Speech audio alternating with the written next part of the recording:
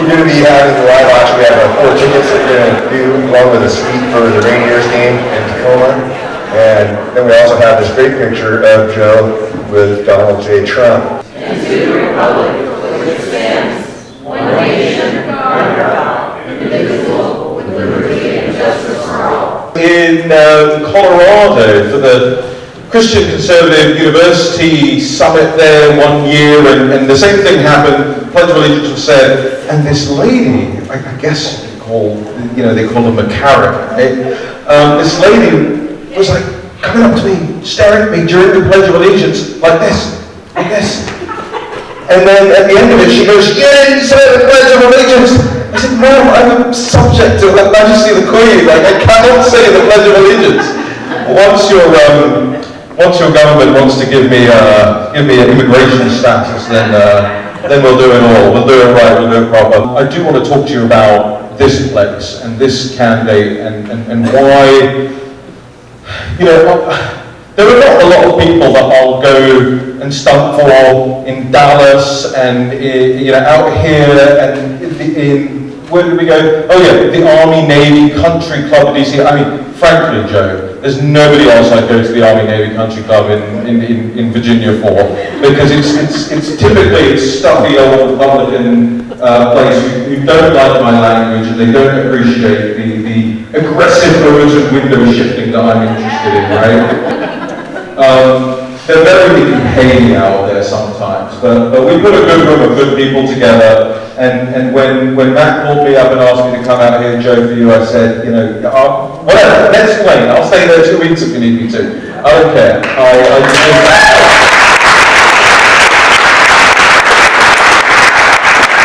And there are defining characteristics of this race, right? And I look at all the money that was spent against Joe, right? That is a major hurdle, and that is, I hate to do this because it's gauche, right? We don't talk about money in England very often, but you must put your hands in your pockets, and you must do it to a level by which you may be even uncomfortable with, because it's an investment in the future we're talking about here. It's not a run-of-the-mill like Republican candidate who you go, oh well, it's better for them to win than for a Democrat to win. No, this is someone we need at like committee level, digging the detail.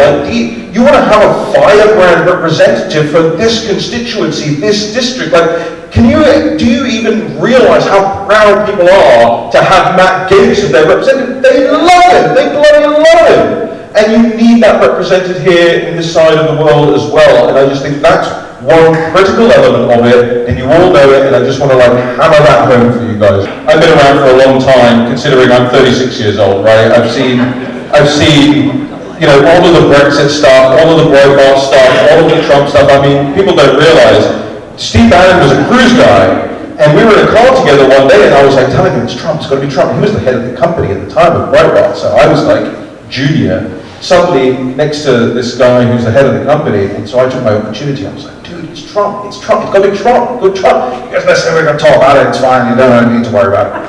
And he goes into a meeting, comes back out, and he goes, you know what, I think you might get your Trump thing after all. I said, oh yeah, why is that? He goes, well, I just had Rebecca Mercer on the phone, the big donor to Cruise World, and he goes, she's not convinced that Ted Cruz is actually legally eligible to run for president of the United States.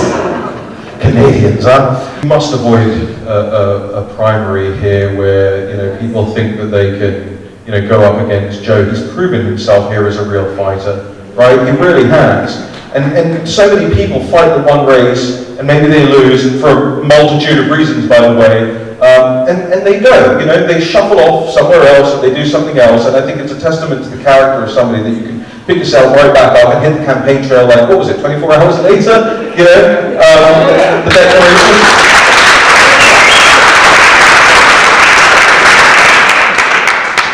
I can see what Joe's thinking back there, and he's thinking, yeah, you really cannot allow an open bar at events with Raheem.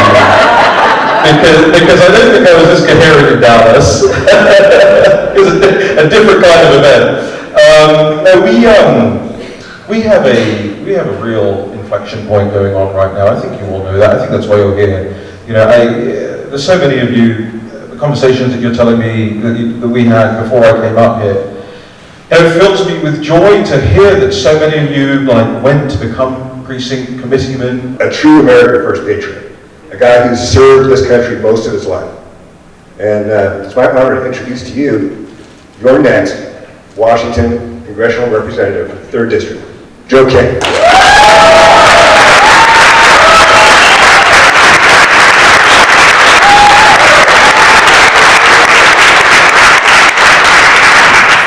All right, well, thank you guys all for coming out. This feels like a family reunion in many ways. I mean, we really didn't actually stop the last campaign. We just sort of waited for the recount to get done, and we re-announced. But I do think, other than a county GOP level event, I think this is the first event that we've had as part of the new campaign. So thank you guys all for being here. I can't think of a better place for it to be than right here in Lewis County, because we did very well in Lewis County. Lewis County is the most Republican district in the entire state of Washington. So I like to say Lewis County is the best.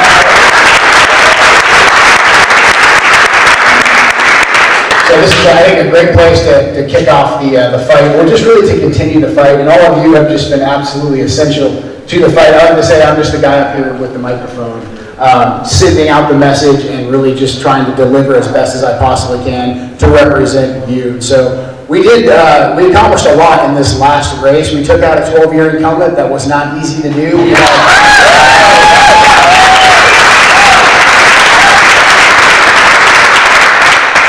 We sent a pretty loud and clear message to the Republican establishment that we would not be ignored, regardless of how much money they pumped into the district, and that they actually had to listen to us. So it's funny going back to Washington, D.C., now as a candidate who's challenging a Democrat versus a candidate who is challenging somebody on our own side. So 2 years ago, nobody would give me the time of day other than Raheem, Bannon's War Room, and Matt Gaetz and Paul Gosar. Everybody else didn't want anything to do with me. Now when I go back, it's a much different message that I get. It's a much different reception that I get from them. And that's because of all of you. We said, hey, you guys can't ignore us. You can put forth somebody who's backed by millions of dollars, but we will vote her out. So even though the result in November wasn't exactly what we wanted, we still sent a very loud and clear message. And I'll just address up front what happened in November and why things didn't turn out the way that we wanted them to, because there's a lot of really good lessons in there to learn. Number one, the obvious lesson, actually Raheem touched on it, is a hard-fought primary. If we have a hard-fought primary, whoever is on the other side of that, they're going to be the ones that benefit. So when Republicans have a massive hard-fought primary, the Democrats are sitting back and they're licking their chops, they're building up their war chest, they're holding their fire. And that's exactly what they did. I think you guys are all politically engaged enough that most of you probably came to all the different debates I had with Marie. She's not the most inspiring candidate. However, she and the Democrats behind her, the Denny Heck Democrat machine behind her, they did a really good job of making sure that all the other Dems dropped out of the race, consolidated around her. So when I arrived as the Republican nominee in mid-August, because it took us 2 weeks to count the votes and all that stuff, and it was a tight margin between Jamie and I, but when I arrived as day one Republican nominee, we were in debt. We had no money. We raised a little bit over $3 million, about $3.5 million through all individual donations, doing events like this. People are giving us $5, $10, $15. But we spent every single penny and then some money that we didn't have just to get through the primary, because the Republican establishment threw somewhere between, depending on how you add the math, somewhere between $10 and $13 million at us just in the primary alone. So after that, we sent up the distress signal to the Republican establishment. We said, hey guys, we're your guy now, and we all want the same thing. We want to keep this seat. Can we have a little bit of help? And they came back to us. They said, hey, check out this polling. You're going to win by 5 points. So go ahead and start picking out your staff in Washington, D.C., which we knew wasn't true, because we were here on the ground. We knocked on 130,000 doors. We knew that we were in trouble. Our negatives were driven down pretty low. And so we just put our shoulder to the wheel. We kept grinding. We raised about almost another $1 million, but it still wasn't enough. The Democrats then pumped about another $4 or $5 million into the district in support of Marie. And so we just couldn't compete with being outspent 5 or 6 to 1, depending on how you added the math. So the money is the big thing. Not having a hard-fought primary, that's absolutely essential. Now look, it's a free country. If somebody wants to run as a Republican against me, then let's do it. Let's have debates. Let's get it out of the way. But by the time we register in May, we have to be unified. The state party is going to work with us. They're going to hand out endorsements ahead of the actual registration deadline.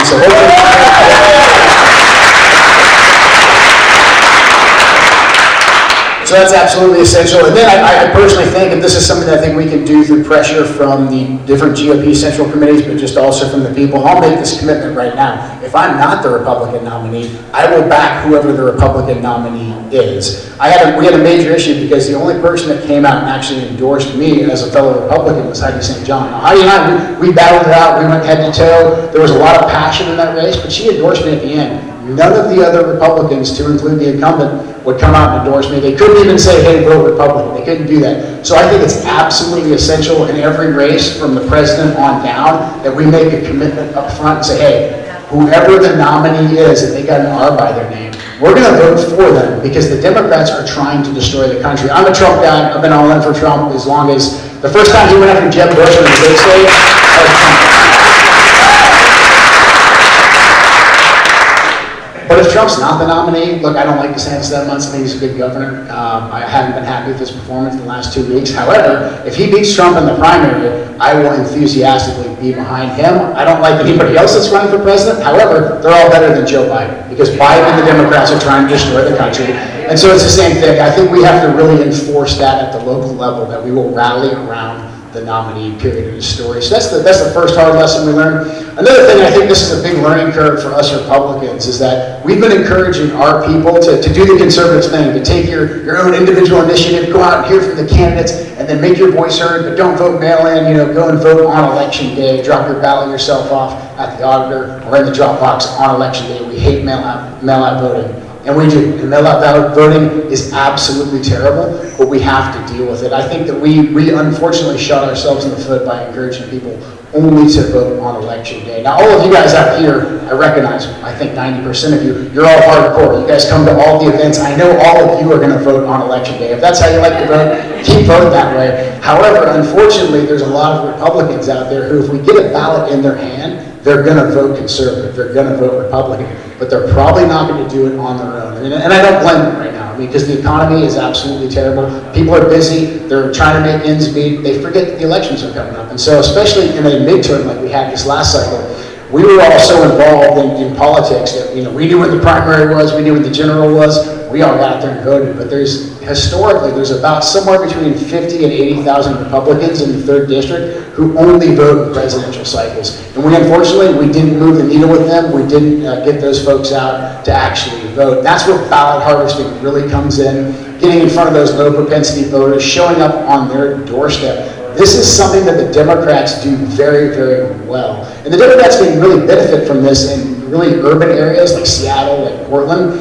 Now, but ballot harvesting, I think, is going to work the reverse way around. If we can get ballots in front of everybody who goes to church on Sunday, if we can get ballots in front of people that go to all these gun shows that we have throughout the district, Clark County, Lewis County, Cowlitz County, if we can get them at the fishermen's conferences, the sporting events, those types of things, we will win in a very big way. So we're already working with all the different county parties right now to get PCOs out there. We want PCOs to be the driving force behind getting out and chasing down these ballots at the last minute.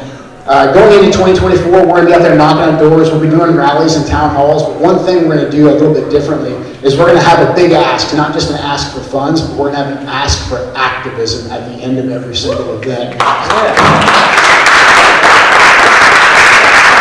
Because it's funny, as the campaign went on, I constantly had people coming up to me saying, hey, what can I do to help? What can I do to help? I donated, and we got a lot of folks out volunteering and knocking on doors. I see a lot of you here, but we're really going to start getting people out, and we're going to be targeting specific areas and specific addresses of people who we know didn't vote last cycle, but we know they're Republican voters. We want to get like 90% turnout here in Lewis County and all these different red districts. That's going to help us really make a big difference in some of the suburbs and urban centers in Vancouver that we just aren't going to do as well. Another big thing, so ballot harvesting is absolutely key. We have to change our messaging. We have to exploit all full 3 weeks. We vote for like 3 weeks here. So exploit all 3 weeks of that time. I like to say that the Democrats are not the majority of the 3rd District. They're not even the majority of Clark County, believe it or not. But what they did do is they did a fantastic job at turning out the majority of their voters. Democrats have they have a little bit of the same issue that we do with not getting people to turn out in the midterms, but their numbers are much tighter between the midterm and the presidential. So the Democrats right now, the performance they put up to get Marie across the finish line, that basically was about as good as they could do. Another thing that we have working in our advantage is that Marie actually has a record now. If you go back and you watch Marie's campaign ads and you didn't know that she was a Democrat, you'd say, okay, I think she's probably like a moderate Republican. So she basically ran as Jamie Hurt Butler 2.0. However, now that she's been in DC now voting for about 2 months, she votes in lockstep with the Democrats, Hakeem Jeffrey. So she's got a real record right now. And there's a lot of Republicans and a lot of moderates who didn't vote for me, but they turned out and they voted Republican, up ticket and down ticket. So Tiffany Smiley, she won the 3rd district. Unfortunately, King County got to her and we didn't take out Patty Murray, but she did very well in the 3rd district. She outperformed me by 13,000 votes. 10,000 votes in Clark County. When I say she outperformed me, what I mean is there's people who voted for Tiffany Smiley and then they either left the congressional race blank or they actually voted for Marie, unfortunately. So these people, obviously, if they're going to vote for a candidate like Tiffany Smiley, they're not turned off by a conservative message because Tiffany never backed down on key conservative issues. She was pro-life. So I know there's a lot of talking heads and pundits out there like, oh my God, Roe versus Wade, that cost the Republicans. Yeah, maybe somewhere it did, but it didn't in this district because Tiffany was pro-life. And those 13,000 people, for whatever reason, they decided to continue to vote for her. So we just need to get out and get in front of them. I'm already working right now in Clark County and Lewis County to start talking to a lot of those people because, Jamie wasn't our cup of tea, but she was an incumbent for 12 years. So there's a lot of folks who carried that loyalty and maybe a little bit of those hard feelings against me. So we're trying to get in front of those people right now. And a big message that we have for them is Marie's actual voting record. There's some real key issues. Life is a big one. These are pro-life voters, and Marie voted. I mean, in her rhetoric, she basically runs as a pro-choice mom, which is just really weird. But she also just voted against Kathy McMorris Rogers' Born Alive bill. This bill is very simple. It says if a baby survives an abortion, that we give it medical care. She voted against that. So basically, let the baby bleed out.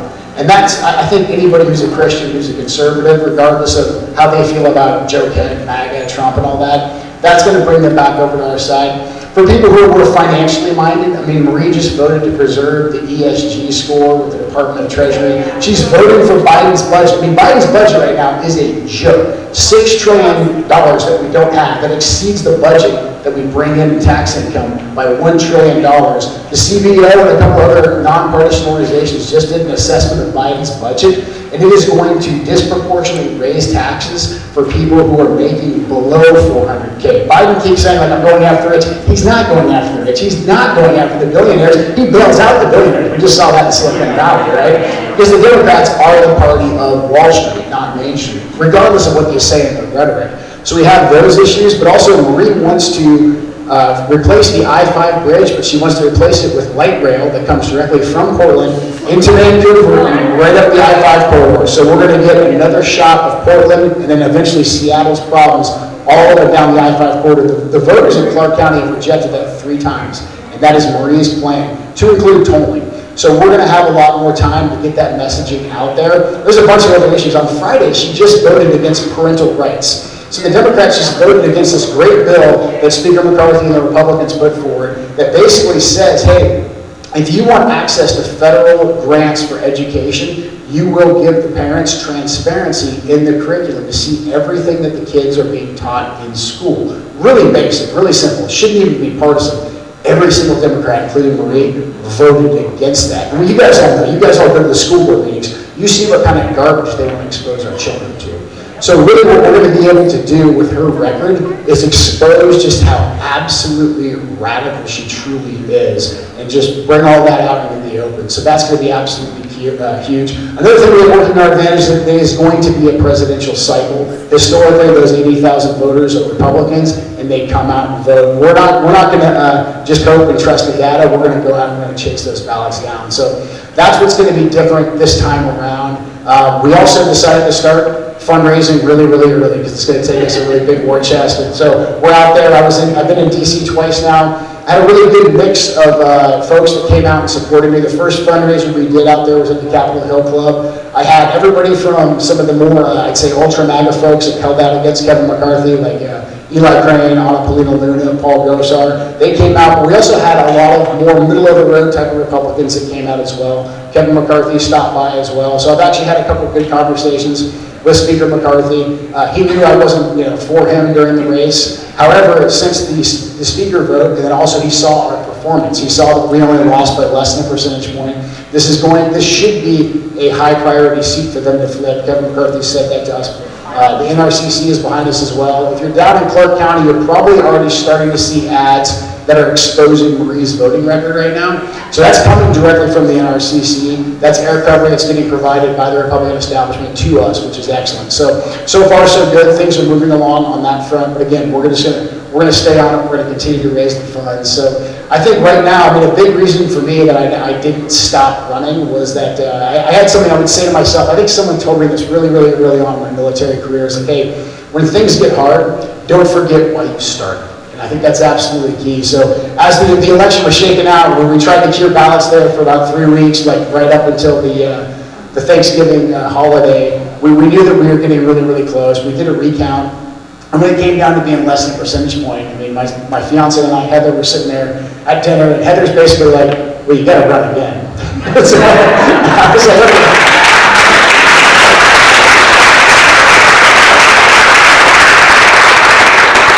So I was like, well, I guess I can't say no now. But really, for me, it went back to, number one, family support from all of you. I knew that I had you guys all behind me. But also, remember why I started. I got into politics. I guess I've been into politics now for a lifetime, but really running as a politician. I guess I'm on my 3rd year. But I got into this because I was just furious with the direction that our country was heading in. I fought for our country. You guys all know that, for a little bit over 21 years. Special operations and 11 combat deployments. Tragically lost my late wife. She was killed a month after Trump tried to get our troops out of Syria the first time. And that's when I started speaking out, advocating for Trump's America First policies. Because look, our ruling class, Republicans and Democrats, and you're seeing this now in a huge way, they do not prioritize us. There's an entire system that wants to keep us engaged in these foreign wars. They want to keep our jobs shipped away overseas, and they want complete and total control of our lives. The problem is that deck of cards is going to implode. These people think that no one is ever going to see how weak we are here at home and challenge us. And the Chinese Communist Party, they have done a fantastic job of taking away all of our manufacturing base. They didn't really take it. It was given to them by our greedy elites who said, hey, if we ship our manufacturing base over there, if we ship all of our timber mills over there, well, then we can just get access to cheap stuff here and we'll get really rich. Don't worry about what happens to the working class. Don't worry about what happens to all those people who relied on those jobs. At the same time, they also said, hey, we can provide the security guarantees for the entire world. You always hear the left, Bernie Sanders, Elizabeth Warren, and all these folks, they always talk about, hey, in Europe, they have this great healthcare system. Well, why do the Europeans have such great social systems? They have such great social welfare systems because they don't pay for their own security. Who is NATO? Well, we're NATO. And we pay for that, and all they have in NATO is this massive headquarters. They can't even field one combat division. That's why right now we have over 100,000 troops in Europe to defend them from Russia, I guess, but at the same time they buy all their oil and natural gas from Russia. So when they come to us and they say you have to defend us from Putin and all of his aggression, well, we've continued to push NATO. We've been the ones that have been bolstering NATO, while at the same time, in order to make sure all the commerce can be shipped around the country, or around the world, our Navy provides us security guarantees. So we spend all this money overseas while the American people here get absolutely nothing, unless you're a Silicon Valley banker. Then the second you squander all that money, you get a bailout. If you're a fisherman on the Columbia River, the government can say, hey, the fishing season's over, you don't get to make any money. No bailout for them, no bailout for the folks in East Palestine, Ohio, who have a massive train derailment and the government decides to light it on fire and blow it up. No bailout for them whatsoever. But we continue this system, which is going to implode like an absolute house of cards if we don't do something about it. Whereas at the same time, our government, while they're not prioritizing us, while they're prioritizing foreign wars, what are they doing? They're turning the intelligence apparatus, they're turning the law enforcement apparatus against parents who show up at school board meetings and speak out against it. They're spending all this time and money persecuting folks that were anywhere near the Capitol on January 6th, and Donald Trump for late parking tickets or late library books from like the 1980s, or whatever the latest thing this week is they're trying to throw at him. This is the problem with our government. It is absolutely out of control. It's not prioritizing us. So for me, I just had to stay absolutely in the fight. I mean, if you look at everything that's happening right now, the way that we're continuing to spend trillions and trillions of dollars, the way that we're pushing this war in Ukraine, and I feel for the Ukrainian people, I really do. I don't mean to sound heartless. They're struggling for their own freedom, and I definitely respect that. Zelensky kind of drives me nuts, but I do respect the fact that he's always hustling. I think some of it might be for him, but he is always hustling for his people. And every now and again, man, wouldn't you like an American politician that was just hustling for their own people? There seems to be far too few of them. So, I mean, that situation right now is just another reason why I think we need more veterans involved in politics, but not veterans who are just going to go along with the military-industrial complex. We need vets, especially from my generation and then the Vietnam generation, who've seen what our government does. They get us into these wars, they lie, we bleed out, we lose thousands of people. The wars in Iraq and Afghanistan cost us somewhere around 8 or 9 trillion. We lost about 7,000 Americans. That's if you're not counting contractors, 7,000 U.S. servicemen in those conflicts right there alone. And what did our country get for it? Well, we're seeing right now in Syria what our country got for it. We just lost another American killed by an Iranian militia. Now, when you hear them say Iranian militia, yeah, the Iranians are bad guys. However, they are getting all their funding and financing from the Iraqi government. Because when we took out Saddam Hussein, we brought in this new great democratic government in Iraq, it was 100% controlled by the Iranians. We knew that. I could tell that story. It's a long story, but at the end of the day, Iran ended up controlling the Iraqi government. And we continued to give billions of dollars to the Iraqi government to prop up their military. Their military is one big Shia militia. So literally right now, our guys are under attack. As of the last 2 days, they've been under attack in the Quantico oil fields in Syria by Iranian militias that are all 100% backed by the Iraqi government. So we're paying for these people to go kill our people. And that's because the war machine simply will not let the Middle East go. And what have we gotten out of it? We've gotten absolutely nothing. But here's the deal. We don't need the Middle East. We can be energy independent right here in the United States of America. Saw that China is strong and that we are weak. And so they said, yeah, absolutely, you totally can. And that is the beginning of the death of the petrodollar. The only thing that the US dollar right now is good for is being the world's prime reserve currency holder, meaning that all transactions have to take place with the US dollar. Now, when we threw this massive sanctions package at Russia for what they did in Ukraine, the Chinese came in there and they said, hey, we'll underwrite your economy. And then they also came up with an alternative economy in all of Eurasia. So if you just look at the map, you look at China, you look at Russia, that's more than half the world. I mean, there's lots of folks in the international relations space that talk about this all the time. That's the world island. If you control that, you control the world. And so China has come in there and they've created an alliance with Iran, with Saudi Arabia. And so they basically started to undermine the US petrodollar. They're coming up with an alternative currency. And guess who's still paying for all the world's security guarantees? We still are. And so at some point in time, the Chinese are going to stop buying our debt bonds. They've already limited the amount of debt bonds they're buying up. Meanwhile, the bond market's totally gone haywire, and we're bailing out banks, Silicon Valley banks. And so this deck of cards, these two crises of capital markets and our economy, along with what's happening on the world stage, they're going to collide at some point. And this is the thing with war that I learned. Nobody can ever predict exactly how war is going to turn out. There's a lot of folks that always say, well, hey, if we do X, Y, and Z, we apply these tactics here, we apply this weapon system there, we know exactly how the battle's going to turn out. And you know what? Most of these people are almost always wrong. So right now, we have so much on the line right now in Europe and on the world stage with capital markets that no one knows what the actual match is going to be that lights this powder keg off. And so we have to do something about it. Congress is completely and totally been derelict in their duties. Matt Gaetz, just 2 weeks ago, he tried to get a war powers resolution for Syria to get our troops back out of Syria. Republicans and Democrats, unfortunately, unified to keep our troops in Syria, to keep these authorizations, use of military forces going, to keep our endless wars going. And if you ask them, like, why would they vote for that? None of them can articulate it. They'll say something vague about, like, well, we have to fight the terrorists over there, so we don't fight them over here. But none of them can come up with an actual vital national security interest. Same thing with the folks that are continuing to push this nonsense in Ukraine. And the funny thing is, I mean, people will say, like, hey, that's a big national issue, and that's great, but how does that affect me here in the district? That does affect us very, very much. Any issue that you care about here locally, that affects you, because the priority of our government, all of our taxpayer dollars, that's where it's going. It's going over to fight these wars overseas. It's going to prop up Silicon Valley banks. It's going to make people in Wall Street very, very rich. And that's what we, the people, have to start pushing back again. So that's why I'm still in the fight. I'm absolutely honored to have all of you here in the fight with me, so going forward. So obviously, we always need donations, but we more or less, we really just need a lot of volunteers to get out, knock on doors. If any of you guys can identify folks who we know are conservatives that didn't vote for me for one reason or another, I will show up on their front door. I'll meet them for a cup of coffee. I'll give them a phone call. I'm more than happy to talk to them. We'll kick back up our town halls here shortly, because I think town halls are a great way to reach people.